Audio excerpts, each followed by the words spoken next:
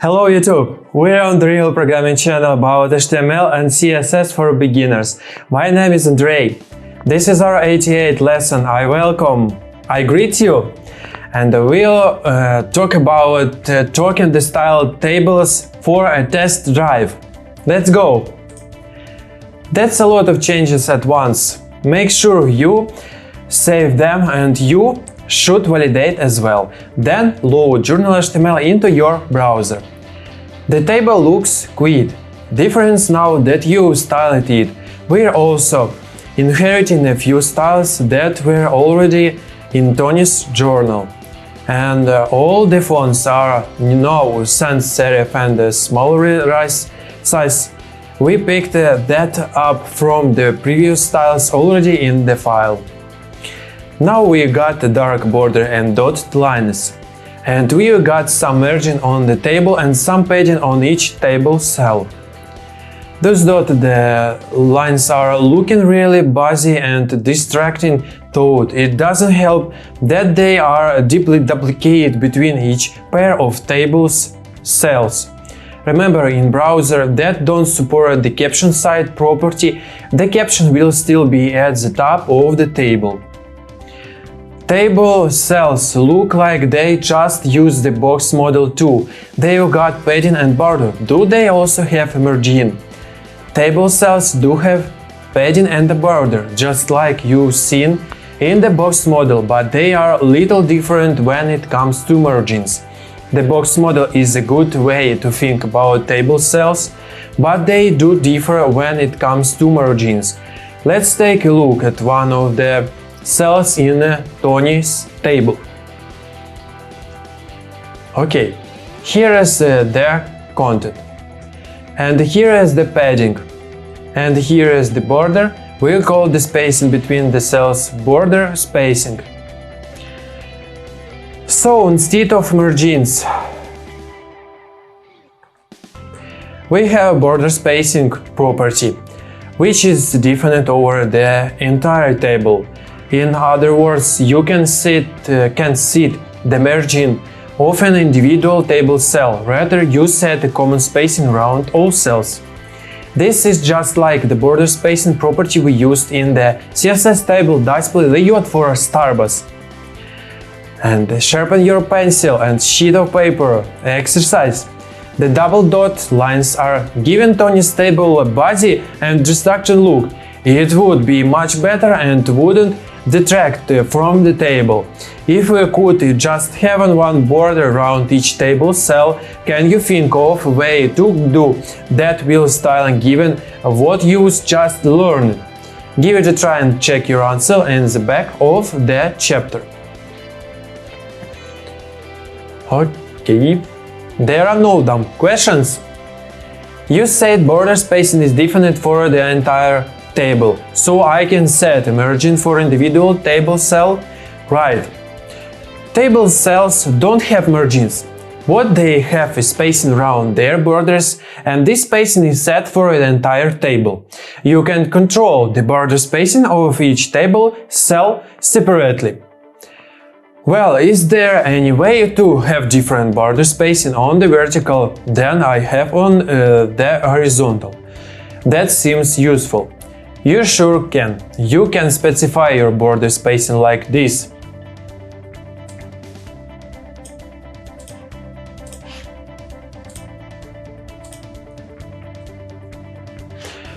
That sets 10 pixels of horizontal border space and 30 pixels of vertical border space. Next question. The border spacing property doesn't seem to work in my browser. Are you using an old version Internet Explorer? We're sorry to report that Internet Explorer version 6 doesn't support border spacing. But seriously, isn't time you upgrade your browser? Getting those border to collapse. There is another way to solve the border dilemma. Besides the border spacing property, you can use a CSS property called border collapse to collapse the borders so that there is no border spacing at all. When you do this, your browser will ignore any border spacing you have set on the table. It will also combine two borders that are right next to each other into one border. This collapses two borders into one. Here is how you can set the border collapses property. Follow along and make this change in your journal CSS file. And the border collapse property and set its value to collapse. Okay, save the file and reload and check then out the changes in the border. Now, you just have one single border around all the table cells, just what we wanted. And don't you agree that the table looks much cleaner now? Sharpen your pencil exercise next, and you're becoming quite the pro at HTML and CSS, so we don't mind giving you a little more to play with in these exercises.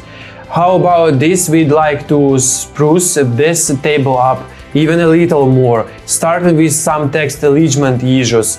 Let's say we want the date, temperature and dinner rating to be center aligned. And how about right alignment on the altitude and the population? How would you do that?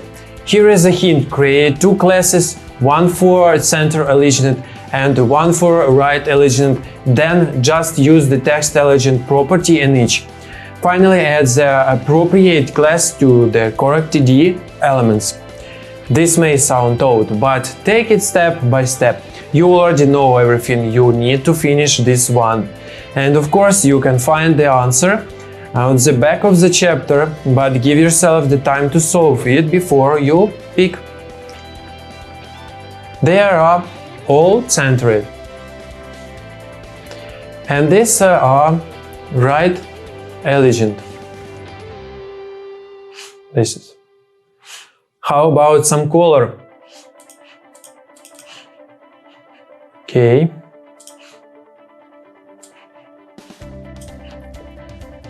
And you know Tony.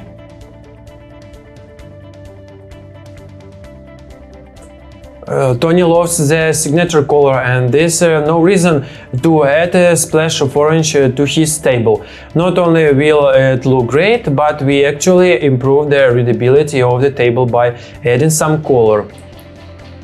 Just like for any another element. And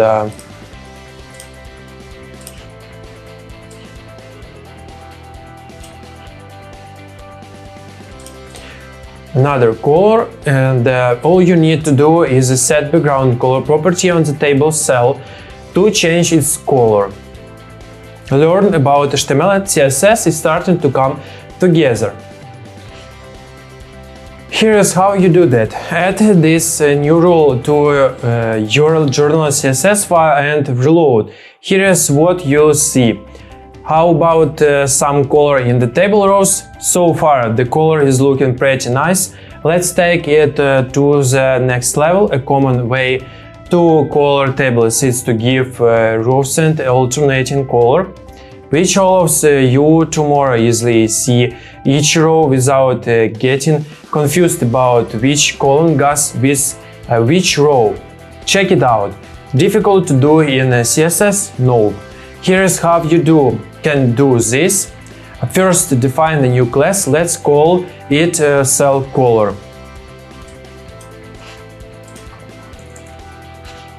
And then add this class attribute to each row you'd like to color. So in this case, you'll find the TR opening text for Magic City.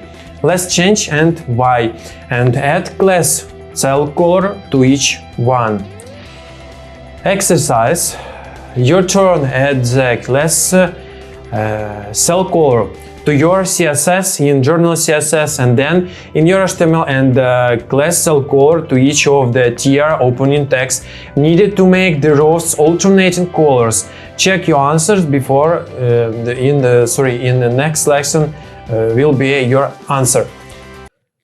So, some serious CSS exercise, and did we mention that Tony made an interesting discovery in True for Consequences, New Mexico. Well, about we'll talk about this in the next lesson, and this concludes our lesson 88. Thanks for watching, subscribe to my channel, put likes, share with friends, comment, eat bananas, eat fruit, read more book, drink water for the effective, do exercise and probably study regularly. Yes, thank you. That's all. Bye.